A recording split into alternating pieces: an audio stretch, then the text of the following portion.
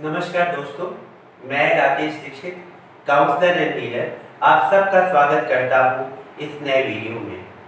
अब तक हम लोगों ने फिजिकल वेलनेस पर बहुत अधिक ध्यान दिया। ठीक बात है, उस पर ध्यान देना भी अति आवश्यक चीज़ है, लेकिन फिजिकल वेलनेस के साथ साथ अब हम लोगों को कहीं ना कहीं मेंटल वेलनेस पर भी बहुत अधिक ध्यान देने की आवश्यकता है। वर्तमान दौर में, वैश्विक महामारी के दौर में, आज बच्चों से लेकर के बूढ़ों तक हर व्यक्ति को स्ट्रेस है।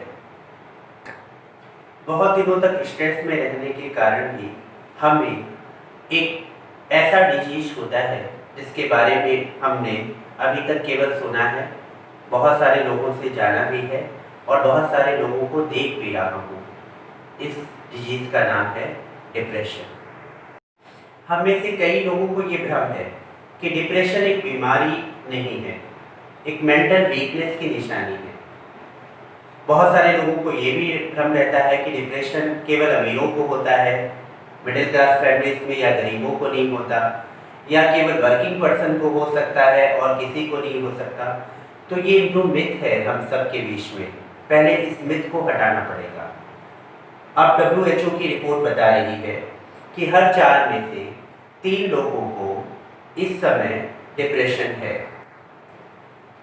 डिप्रेशन है क्या? कैसे इस बीमारी ने हर एज के व्यक्ति को प्रभावित किया है?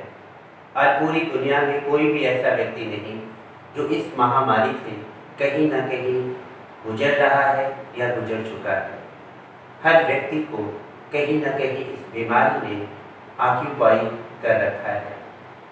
तो हम देखते हैं डिप्रेशन है क्या। डिप्रेशन एक ऐसी बीमारी है जिसमें व्यक्ति सुख का अनुभव नहीं कर पा रहा होता है। सब कुछ बेहतर होते हुए भी कभी कभी वो खुशी और सुख का अनुभव नहीं कर पा रहा होता है। उसको लगता है कि मैं जीवन में, मेरे साथ जीवन में कुछ भी बेहतर नहीं हो पा रहा है। सब कुछ परेशान वाली स्थिति उसकी बन रही है। कई बार इसमें कई तरह के स्टेजेस होते हैं। पहला स्टेज एक ऐसा भी होता है कि सब कुछ बेहतर चल रहा है, आपकी नौकरी अच्छी चल रही है, आपका बिजनेस अच्छा चल रहा है, आपकी मैरिज लाइफ भी अच्छी चल रही है, लेकिन आप हर घड़ी खुशी का अनुभव नहीं कर पा रहे हैं। अब यहाँ से डिप्रेशन स्टार्ट हो जाता है। इस डिजीज की सेकेंड स्टेज पर व्यक्ति का मन उदास रहने लगता है, उसे अकेलापन फील होने लगता है। वो भले परिवार के साथ रह रहा है, दोस्तों के साथ रह रहा है, जॉब भी कर रहा है, लेकिन वो इनर पर अकेलापन महसूस कर रहा है। उसके जीवन में इंटरेस्ट खत्म हो जाता है, किसी भी बात का उसे इंटरेस्ट नहीं रहता। जो इंटरेस्ट उसको पहले था, अब उसके जीवन में इंटरेस्ट खत्म हो गया है। जस्ट लाइक इसको हम ऐसे भी देख सकते हैं, कभी कभी कोई व्यक्ति गाड़ी ड्राइव करते समय गुनगुना रहा होता है, लेकिन जब वो इस डिजीज से ग्रसित होता है तो वो गाड़ी तो चला रहा है, लेकिन उसने कहीं गीत गुनगुनाना छोड़ दिया है। इस डिप्रेशन का थर्ड स्टेज ये भी है कि इस स्टेज में व्यक्ति को गिल्ट कॉन्शियस फील होता है। वो हर बात पे अपनी कमियां ढूंढ लेता है, भले कमियां कहीं और हो रही हो, किसी और के द्वारा हो रही हो, लेकिन वो अपने को डिप्रेस फील कर रहा होता है, गिल्ट कॉन्शियस फील कर रहा होता है। इस डिजीज में कभी कभी व्यक्ति को उसका वेट बढ़ता भी है और कभी कभी क्या होता है कि उसका वेट लॉस भी हो जाता है। तो कभी कभी हम ये भी सोचते हैं कि हमारा, मैंने बहुत सारे ऐसे लोगों को भी देखा है जिनका वेट नहीं भी बढ़ रहा है, तब भी पता चला वो डिप्रेशन में आ गए, और कई लोगों का वेट गेन हो रहा है तब भी वो व्यक्ति डिप्रेशन में आ रहे हैं। डिप्रेशन की फोर्थ स्टेज में व्यक्ति को कंसंट्रेशन पावर की कमी होने लगती है। व्यक्ति को हर कार्य क्षेत्र में उसकी कंसंट्रेशन पावर वीक होने लगती है। और फिफ्थ स्टेज में क्या होता है, व्यक्ति को नींद की प्रॉब्लम आना शुरू हो जाती है, व्यक्ति को नींद कम आने लगती है। औसतन जो व्यक्ति 6 या 8 घंटे सो रहा है, उसकी नींद हो सकता है वो 5 घंटे सो पा रहा है। और इस डिजीज का ये सबसे बड़ा लक्षण है, जब आपकी नींद कम होने लगे तो आप समझ सकते हैं कि आप इस डिजीज से ग्रसित हैं। डिप्रेशन की लास्ट स्टेज में व्यक्ति को सुसाइड के कंक्रीट थॉट्स आना शुरू हो जाते हैं। व्यक्ति सोचने लगता है कि वो अपने जीवन को कैसे समाप्त करे, उसको अटेम्प्ट करने की कोशिश करने लगता है। उसे लगता है कि मेरी ज़िंदगी बहुत ख़राब हो चुकी है। लगातार वो नेगेटिव थॉट्स के गिरफ्त में आ जाता है, लगातार नेगेटिव थॉट सोचता रहता है और उसे लगता है कि मैं अपनी ज़िंदगी को किसी तरह भी अंत कर सकूं। अब हम डिप्रेशन फैक्टर्स के बारे में बात करते हैं।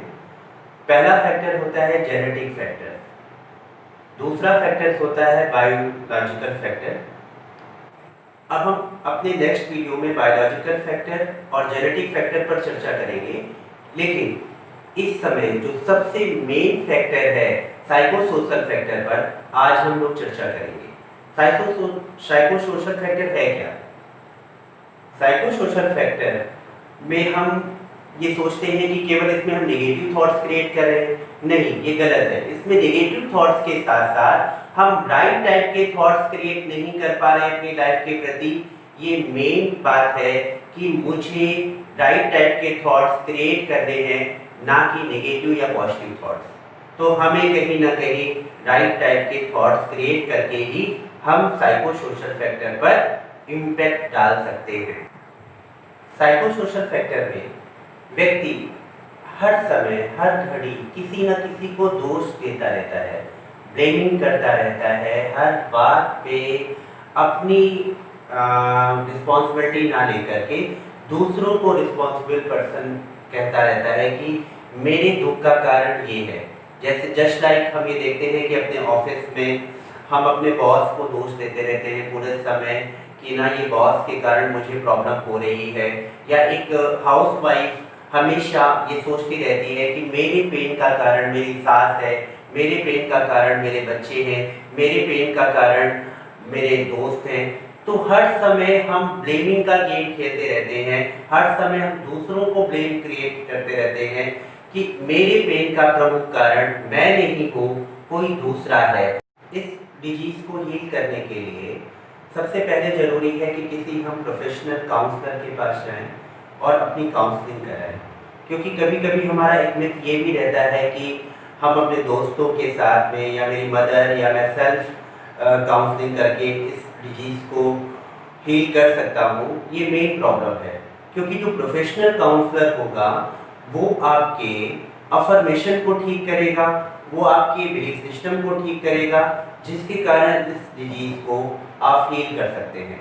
हम लोग सबसे पहले क्या करते हैं कि किसी व्यक्ति को जब काउंसलिंग करना स्टार्ट करते हैं तो उसके थिंकिंग पैटर्न को देखना शुरू करते हैं, क्योंकि मूलतः अब अमेरिकन रिसर्च में भी ये साबित हो चुका है अभी हाल के दिनों में कि अगर हमने अपना कहीं थॉट पैटर्न ठीक कर लिया तो साइकोसोशल डिजीज को हम ठीक कर सकते हैं। यानी बिहेवियर चेंजेस के द्वारा भी हम इस डिजीज को ठीक कर सकते हैं। तो बिहेवियर डिजीज को ठीक करने, बिहेवियर चेंजेस को ठीक करने के लिए सबसे पहले हमें क्या करना पड़ेगा, अपने बिलीफ सिस्टम को चेक करना पड़ेगा कि हमारा बिलीफ सिस्टम क्या है। हमारा बिलीफ सिस्टम कभी ये तो नहीं है कि कभी खुशी और कभी गम, यानी जहाँ ज़्यादा खुशी होगी तो थोड़ा बहुत गम भी होना बहुत ज़रूरी है। तो अगर हमारा ये बिलीफ सिस्टम होगा तो कभी भी हम डिप्रेशन से बाहर नहीं आ सकते। डिप्रेशन से हम तब बाहर आ सकते हैं जब हमारा पहला बिलीफ सिस्टम ये बनेगा कि ईच मोमेंट में मुझे खुशी क्रिएट करनी है। मेरी खुशी किसी भी परिस्थिति पर निर्भर नहीं है, मेरी खुशी किसी व्यक्ति पर निर्भर नहीं है, मेरी खुशी मेरे स्वयं पर निर्भर है। तो सबसे पहले मुझे अपना ये बिलीफ सिस्टम चेंज करना पड़ेगा और मैं कहना चाहूँगा कि अपने जीवन का लक्ष्य बनाना पड़ेगा कि मैं प्रत्येक क्षण खुशी मेरी अपनी प्रॉपर्टी है, जो किसी व्यक्ति, वस्तु या परिस्थिति पर आधारित नहीं है। तो सबसे बड़ा फर्क हमें इस पर डालना पड़ेगा और इसको हम लोग काउंसलिंग के द्वारा ठीक कर सकते हैं, पावरफुल बिलीफ सिस्टम चेंज कर सकते हैं और अफर्मेशन के द्वारा इस डिजीज को हम आर्टिफिशियल केमिकल की बजाय नेचुरल केमिकल विधि के द्वारा हम इस बीमारी पर काबू पा सकते हैं।